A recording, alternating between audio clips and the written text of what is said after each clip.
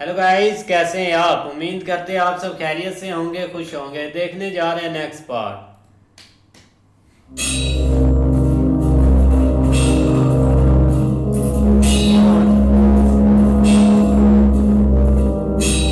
यदि कभी भी तुम किसी उत्तराधिकारी हेतु जुड़ोगी, भीष्म की मृत्यु की कामना करोगी, तो तुम भीष्म की मृत्यु का कारण अवश्य बनोगे। तुम्हें जीना नहीं चाहती, किंतु मैं नया जन्म लेकर आऊंगी, और जब तुम्हारी आत्मा तत्व वृद्धत्व और थकान घेर लेगी, मैं तब आऊंगी तुम्हारी मृत्यु बनकर।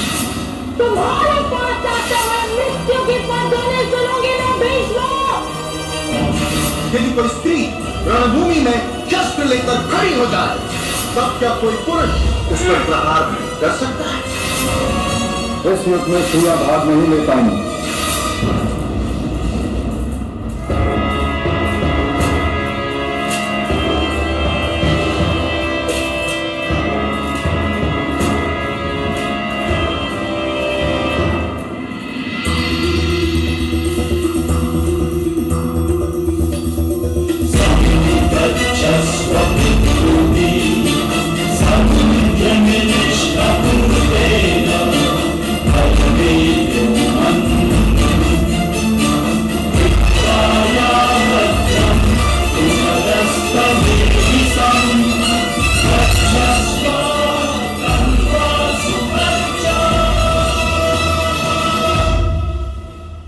इनमें से कोई भी चिता तुम्हारी नहीं है।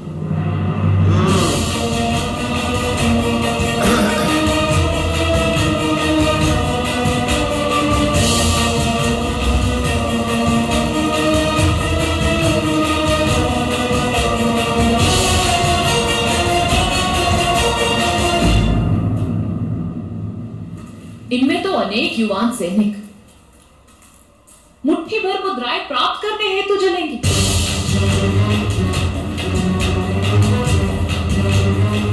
इनमें तो विधवाएं अपने पतियों के बचे कुचे अवशेष एकत्र करेंगी।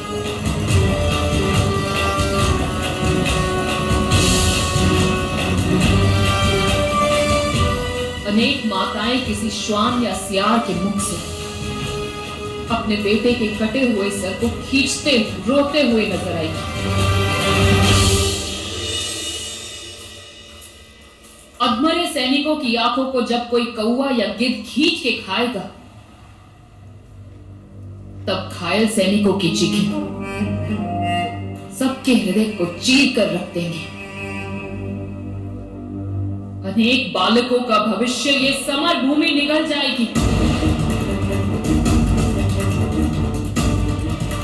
पिताहीन वे बालक चुपचाप जीवन भर आंसू बहाएंगे, किंतु एक वृद्ध व्यक्ति इन सबकी पीड़ा पर हंसता हुआ अपने जीवन का पाप अपने माथे पर लिए हुए यही खड़ा रहेगा, इसी कुरुक्षेत्र में, क्योंकि उसे तो अपना जीवन बहुत मधुर प्रतीत हो रहा है। इस आयु में जीवित रहने के लिए ऐसा प्रपंच रच रहे हैं आप महामहिम भीष्म। ईश्वर साक्षी है देवी अम्बा, मैंने अपने जीवन में कभी कोई प्रपंच नहीं किया। ना सत्ता के लिए, ना संपत्ति के लिए, ना स्नेह के लिए, और ना ही श्वास के लिए। स्त्रियां युद्ध में भाग नहीं लेगी, ये प्रस्ताव मेरा नहीं था, और ये निर्णय भी मेरा नहीं था। असत्य, कपटी हो तुम, धूर्त हो, प्रपंची हो। भगवान शिव को दिया हुआ वचन भूल गए भीष्म। अंबा बनकर चिता में जली मैं, और वही चिता शिखंडनी के अही चिता शिखंडनी के अंतर में जलती रही।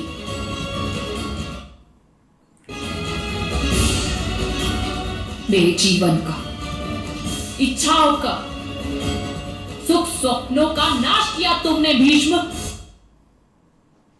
क्या इंटरनेट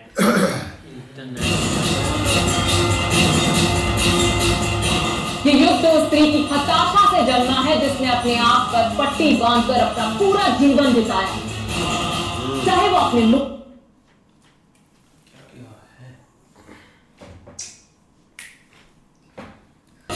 दर्पण के सामने अपने प्रतिबिंब का सामना किस प्रकार करते हो तुम भी? लज्जा से मृत्यु नहीं हो जाती तुम्हारी?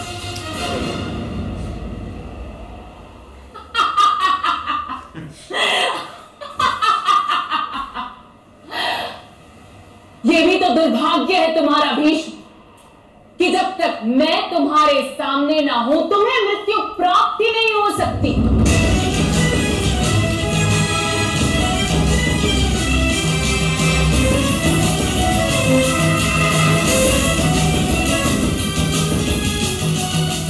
देवी अम्बा, आपने कहा था कि जब थकान मेरी आत्मा तक को घेर लेगी तब आप आएंगे।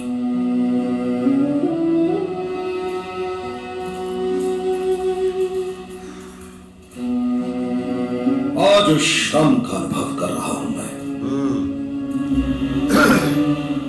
ये बैसाखियां, ये औषधियां, ये चिताएं, ये सारा आयोजन मृत्यु का पूजन है जीवन के बीच। मेरी आत्मा तड़प रही है मुक्ति के लिए, किंतु मैं विवश हूं देवी अम्बा।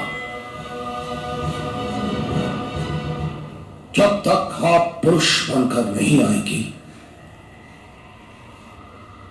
आप इस रणभूमि में प्रवेश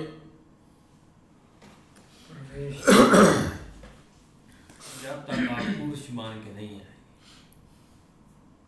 तो ये कैसे संभव है? ये पुरुष में, इसी रणभूमि में, किंतु उससे पहले तुम्हें अपना दुर्भाग्य जीना होगा।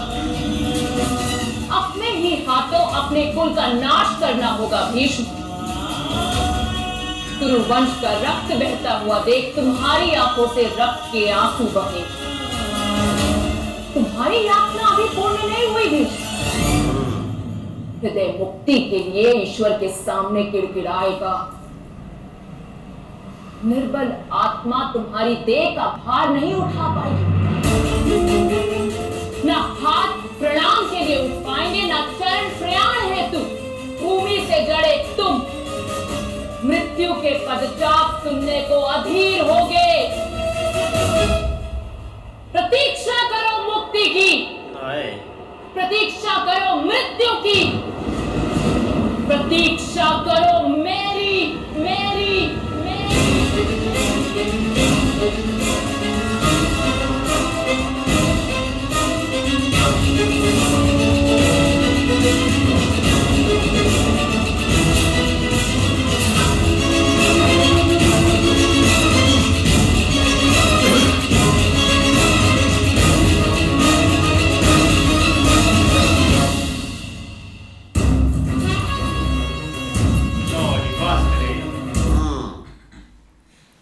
कवच बन रहा है जी। क्या हो गया? मामे शकुनी बहुत खतरा है यार, इसको थोड़ा सा आगे कर लो, इसकी यार उन पीछे। युद्ध से 2 दिन पूर्व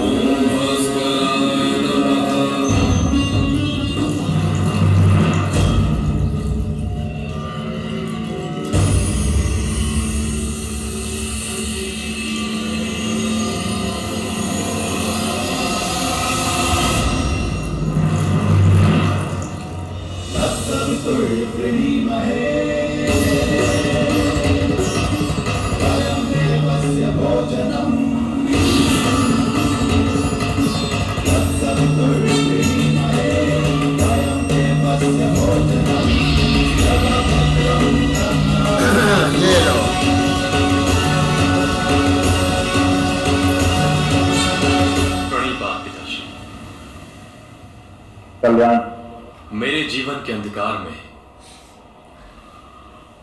आपके स्मरण ने सदा ही मेरा मार्ग प्रकाशित किया है, किंतु तो आज मेरे अंतर के अंधकार को दूर करने के लिए आपके प्रकाश की आवश्यकता है पिता।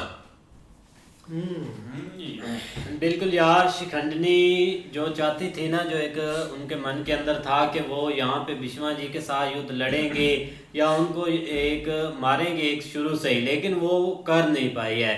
अब उनको ना एक यहाँ से निकाल दिया गया। अब देखे वो आगे क्या स्टेप लेते हैं। नहीं ऐसे ही है, लेकिन बहुत मुश्किल घड़ी भाई इधर आ पहुंची है, क्योंकि भीष्मा जी काफ़ी ना टफ टाइम दे गए उधर, मतलब के पांडु पुत्रों को और सारी सेना को, लेकिन आइडिया अच्छा था, आगे कामयाब नहीं हुआ यार। भाई कहा तो है भीष्मा जी ने, जब तक पुरुष बन के ना नहीं आओगी ना रणभूमि में, तब तक मैं आपके साथ लड़ नहीं सकूंगा और आप भाई इंटर भी नहीं हो सकती युद्ध में।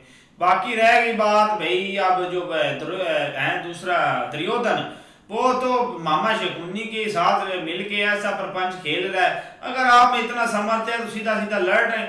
वो जो उन्होंने पहले वो बताते ना, तो उन्होंने ये चाल नहीं चलनी थी। अगर शिखंडनी ये बात ना करती तो उन्होंने चाल ही नहीं ये चलनी थी। भाई शिखंडनी के साथ काफ़ी दफ़ा ज्यादती हुई है और उसको भाई अभी भी जंग के लिए ना नहीं, उन्होंने भाई बोला है कि आप जंग में हिस्सा नहीं ले सकती। तो यही बात है, शकुनी तो सारी उम्र से वो मामा बाजा तो भीख मांगते हैं। वो यही जब उनको किसी चीज़ का पता चल जाता है कि इस चीज़ से हमें खतरा है, तो उसी के लिए वो एक योजना बनाते हैं और वो धर्म का नाम लेकर जनाब युधिष्ठिर के सामने चले जाते हैं। उनको पता है कि ये बंदा वही है, इसको जो बात बोलेंगे ये उसी पे एग्री हो जाएगा, और उसने वही भाई फैसला लिया है। लेकिन भाई शिखंडनी ने इधर भीष्मा जी को साफ साफ बोल दिया है कि अब आप जितनी मर्जी चिताएं इधर अपने लिए बना लें, लेकिन यहाँ पर आपके लिए कोई भी चिता नहीं है। आपको उधर अपना जो है, जब तक मैं आपके सामने नहीं आऊँगी आपकी भाई मृत्यु नहीं होगी। इस तरह है। लेकिन भाई जो भाई वो तो लड़की ने तो बोल दिया है कि ये सब आपने किया अपने लिए सिर्फ, लेकिन भाई ये तो मामे शकुनी ने भाई दिमाग चलाया है कि जो भाई जैसे ही उसको पता चला है कि भाई शिखंडनी जो है वो कृष्णा जी का वध करेगी भीष्मा जी का, तो तब भी भाई उसने कहा कि मैं जो एक धर्म वाला जो है ना उससे बात करके ना आपकी जो दुर्योधन को बोला कि आपके विजय कराऊंगा। तो वही बात हुई भाई, शिखंडनी को तो उन्होंने भाई युद्ध से हटा दिया है। आगे भी देखते हैं अब क्या होता है। नहीं ऐसे ही है, लेकिन अब भाई अगला टारगेट उसका यही होगा कि वो पुरुष बन के आएगी। आप देखो उसके लिए वो क्या क्या यत्न करती है। लेकिन दूसरी तरफ भाई करण के सामने भी आ गए उनके पिताजी, आप देखो क्या वो रिक्वेस्ट करता है। हाँ जी, तब तक के लिए गुड बाय, टेक केयर।